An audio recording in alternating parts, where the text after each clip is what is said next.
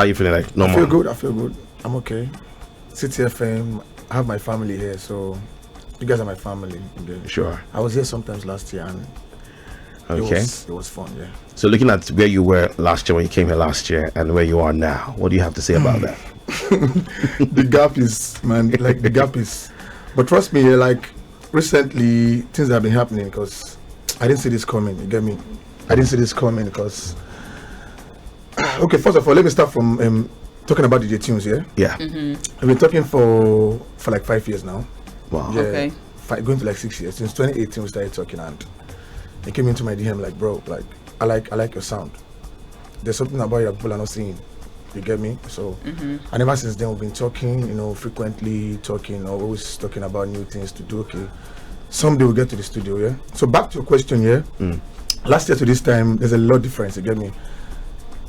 I would say last year I was unknown.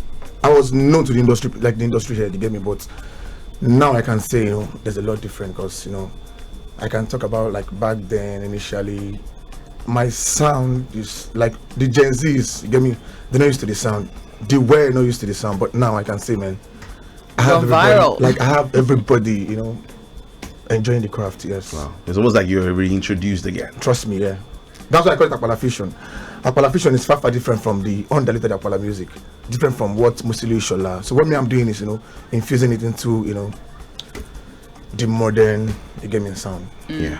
So for the songs you're going to be making onwards, would you say that you're going to go with your typical style that millennials and maybe Gen X and all that, what we know you for, or are you going to be infusing something more that Gen Z can relate with? Yeah, that's to maintain the relationship. That's exactly what I'm doing now. Like, so I'm trying to make it more sound nice, making like I'm trying to make it appealing to the ears of the Gen Z. You get me?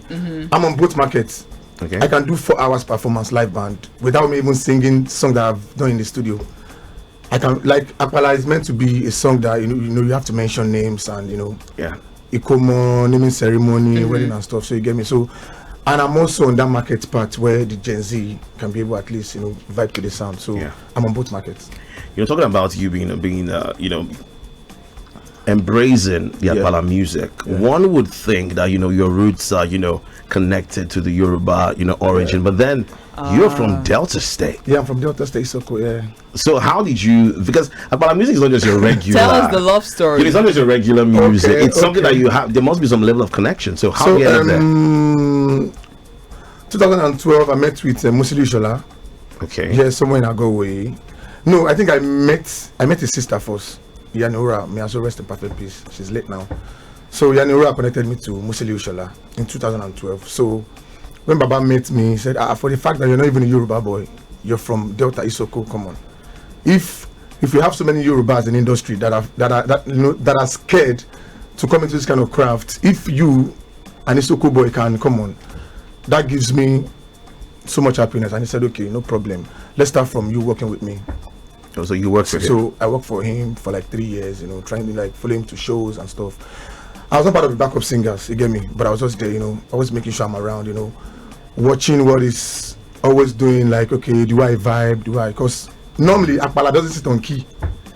You cannot play Apala on key, you get me? So what I was learning there was just to, go deeply into the craft, you get me? Because there's this Musishola song, he said something, he said, you can't just wake up today and start doing Apala music, you have to learn it. In one of his songs, he said, Baba Shere Apala Gidi, Yakora Yimpapo, Kemi Yabo, Kewa Farabale Kosho. Come on, you have to learn the Take job. your time You can't and just. learn. So I worked with him for like 3-4 years. I was in Agoway doing, off and on, coming to Lagos, doing Agoway. So from there, I got a studio family, Aruna Shola family. From Aruna Shola's lawyer to the family, the relatives, and every one of them. So like I'm close to that. I can call anybody, even all Baba 12 children. And so you get me. So the blood is in me. Like I have the gene. I have the gene already. So Apala is in me. So what I'm trying to do, like I said earlier, is just bring back that old. Because trust me, the real Apala music was almost forgotten. Just now, like the only. Trust me, you hardly see like a normal Gen Z talk about Apala music. Yeah. It's always That's about true. Afrobeat. So now I'm trying to revive the sound that has been dead before to the new whatever. Yeah. So in the process of reviving the sound, I mean, I'm curious how that would work with the new, group of artists that we have right now. Which brings me, I was just thinking while you were talking, do you think Thames could sort of fit into Apala music if she tried it? Because naturally she has a way of singing a bit off key, but she's on key, and you're like, okay, how's it going? Okay. And, so the thing is, I'm on the run already. I have a song with Cavemen already. Okay. I have a song with Kiss Danny already. I have a song with Olamide, and I have a song with Burna Boy Igboro.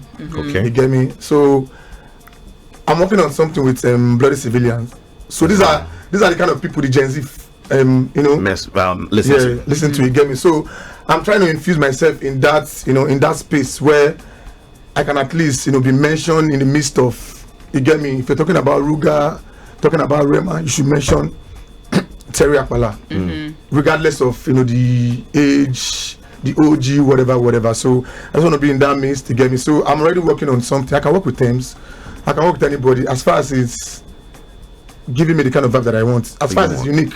And I'm also working on something with Burna Boy, Brimo. Sometime last month we were talking about okay, let's do something towards like after December, January. So. Because I'm working on my album already, Black and White. Yeah, it's coming out very soon. Black and White. I'm really concerned, just to be sure now. Okay. This reception you're getting from literally almost every top person in music industry, was it the same? Was this the same, say, last year, 2 years ago? Would that be easy for you to like have a collaboration with the Burna Boy, Wizkid, and the likes? Yeah, the song with Burna Boy, we recorded that song 2 years ago. Oh, okay. Yeah, it was 2 years ago. But regardless. I didn't get, what I wanted over the years.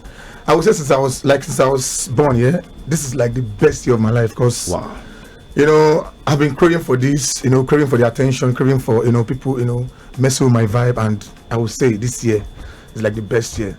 So last year is not like this year. 2 years ago is not like this year. This is the best year, 2024 for me, Terry Apala. Awesome. We love it for you. So I'm curious about your reaction to the VMAs. Nigerians, we were happy. So many of us got nominated. Ira Star, Burna Boy, Loj, Davido. But at the end of the day, it was Tyler who scooped the award with water. And you remember what she said. I mean, it's good that she gave a shout out to all the artists. I saw a clip of her saying, she represents Amapiano, not Afrobeat. Yes. But at the end of the day, Afrobeat surpasses every genre kind of music. You get me? So, in as much as we're trying to, because right now we mess with Amapiano too, but I listened to the statement, I saw the video, and I would say, well, there's nothing bad in what she said, but at the end of the day, Afrobeat pass Amapiano. That is the main thing. Nigeria, we own Afrobeat, we own Apala music, we own Fuji, we own. If you talk about South Africa, other countries, you cannot boldly mention four genre kind of music. But Nigeria, we own like almost everything. Even the Amapiano we're even talking about, we make it more, known to the whole world than them, But I would say she has, like she already said what to say, you get me? So let's just, kudos to Tyler. I love what she's doing, and, let us embrace whatever she said, and that's good. And move on with that. So I mean, right now you're getting it. Yes. To be honest, Nigerian artists, top artists want to work with you. Yeah. Are you looking at expanding Apala to become an international sound? Perhaps looking at international collaborations. Yeah, sure. Like anybody top of your head would love to work with? I'm already on talk with Fali Pupa. Okay. Like Sakodi. Nice. Fali Pupa, because.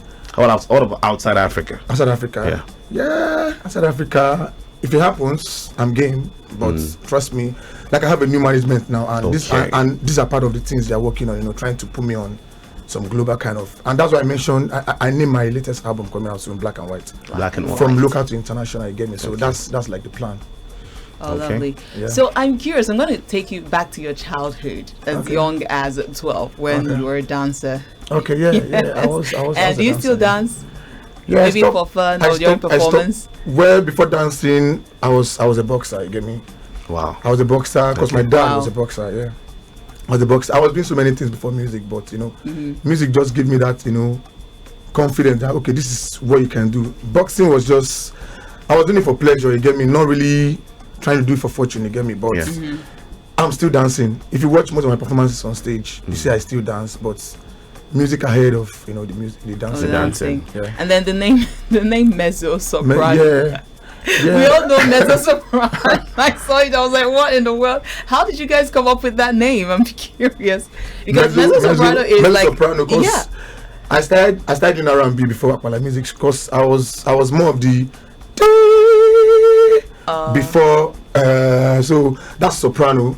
So it was called mezzo because I was the lead vocal. So I gave my group that name, Mezzo Sopranos, because I was taking the soprano part of the group. Yeah. Okay. I mean, when it comes, you've been like and if you listen to most of my song, I chant a lot. You chant, yeah. Even the real version of Apala Disco.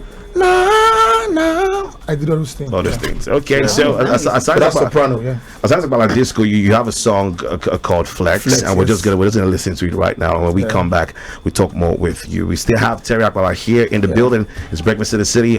Enjoy this tune from him. He calls it Flex. Yes, boss. And I just want to talk about your performance now, because you said it. You can perform for say 4 hours straight, 4 hours. live band. Trust me, yeah, I have my own band. That is something we can't really say lots of our artists right now can do. Why do you think that's the case? I don't know. I feel like most of my colleagues are scared of the whole, cause live band has to do with your real vocal. You get me? Yeah. Mm-hmm. Not like you're in the studio where your engineer will have to help you mix your stuff. Live band is not a child's play. You get me? It's raw talent. You have to be energetic. You have to be strong. You have to be ready. Vocal strength and everything. It comes with a lot, So I don't know. If I want to mention names here, of people that I believe, okay, these people, okay, you can put them on that level where they can go head to head like live band without even going flat or staying on key, maintaining you get me. I'll just mention, I'll just say Burna Boy, Asha, Brimo. Only those three? Yeah, these are people that I watch, like I go on YouTube and watch them. Okay. Without watching them, I can do my live band thing, but I just feel like sometimes you need to learn, more to you need to learn more to what you have. You get me? So I watch Asha a lot. If you go on my YouTube, I watch Asha. I watch Asha. I watch Burna Boy. I watch Brimo. I see the way they perform. We have many others that can do live band too, but I'm just saying like people that I watch. Okay. Because come on, someday by God's grace, I'll be holding it down in O2 Arena and all those other stadiums. You get me? So we would love that for you. I feel like the reason why some of them are afraid of doing live band is maybe because of the whole, and sometimes it comes with the the financial aspect of it, because it's not even easy. Because like me now, if I'm going to be doing like live band, I have to take care of like everything, logistics and everything, paying bands, talking drum and stuff. So it now depends on what you're paying me. Some of us are good in doing live band, but sometimes the financial part of it, why some are just scared of doing that live band thing, because you can't just go on stage and do live band if you're not. Flavor, for example, look at Flavor, it's going around the world with his live band, every one of them. So I feel they're scared, but there's something I don't want to say on here. You get me? Okay, I get you. I feel like they're scared to try it. To just try it. Sometimes we're scared to explore. You get me? But for me, this is what I do. I do live band. I can do 4 hours. I can do 5. What is 4 hours? That's my manager right there. Like You've done it. I don't do again. now. What I do? So because I learned from my mentor a lot. So okay. I did go. If you give me names, if you give me 10 names, I will carry 10 names. Enter like 3 hours. Yeah, calling the so names this is and me. hailing, So live band for other of my colleagues, I don't know, but I know say some of them they low key they don't want to do them because something we never tried before. Just want to go there until you try inside your house, making sure okay you're good at this before you can. Some of them can do. They're just scared to just come outside. Come outside to do it. Yeah. Okay. So because sometimes we also see that there's a difference in the quality of performance. Do you think probably Nigerians are not the ones even asking for it? But no. What I'm getting at is we see a difference in performance. Say when they come and perform in Nigeria and when they perform outside Nigeria on an international stage, you can see the live band, the logistics, everything. They even put in the work to make sure it sounds good. But when they come to Nigeria, there's a little bit of a drop in quality. Maybe in terms of facility, like equipment and stuff. Like I feel like them over there. You get me? When it comes to this music thing, they don't take it as a joke. Like it's business. You get me? Okay, let's say if someone like Terry Apala is performing now, if you watch this my video on I don't want to mention it. That's my video that trended sometimes last month. Okay. Yeah. Can I mention names?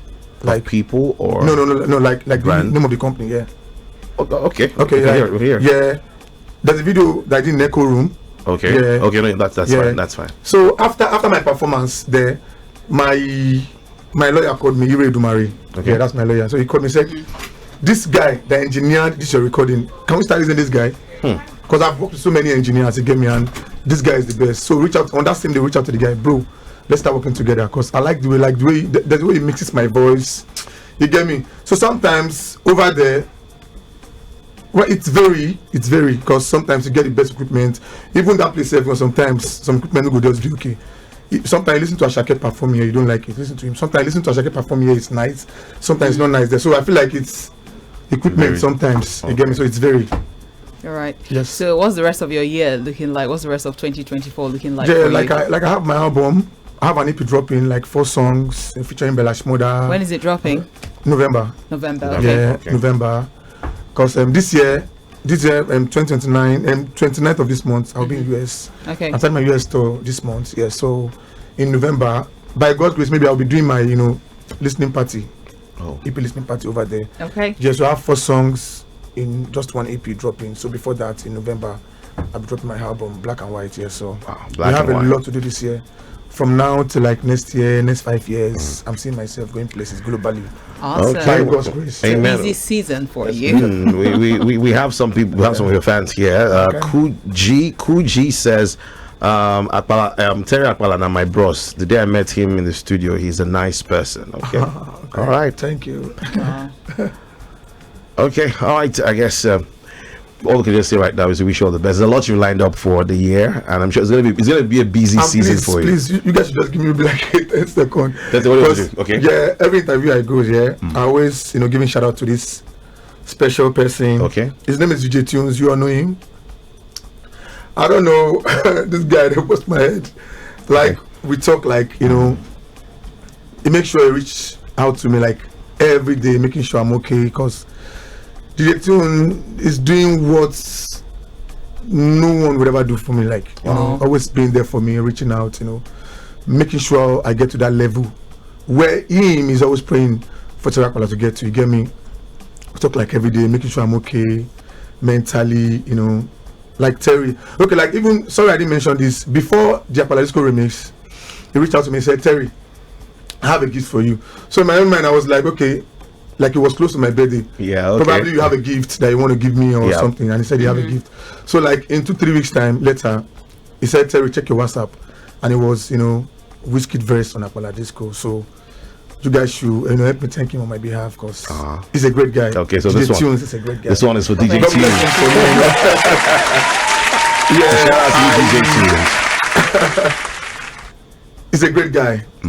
I call him a small god now. In fact, I wrote out this story number of my phone. So that guy, because bro, this is a lot. Because this is what I've been looking for. This is more like, this is more like, I don't know how to put it. Because I had convo with my management, like, okay, for Terry Apala to be on this level, like, what does it take to get to that level? Get me? We've be trying to get money to make sure the brand go far away, and this came in.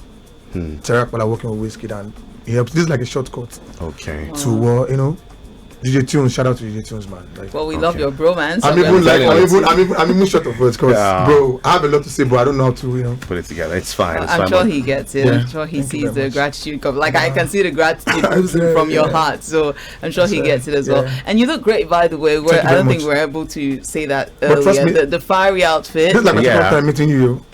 Second time. Just now, I've met you like I think twice, yeah. Okay. Oh yeah. Yeah. From your glass. From your glasses. Hope she was nice the first time. Yeah. Always nice. Like I said earlier, CTFM, you guys are my family, so. Okay, all right. Thank you so much, Terry Apala, for coming through, and we wish you all the very best. Thank you very much. Thank you very much. Thanks for having me.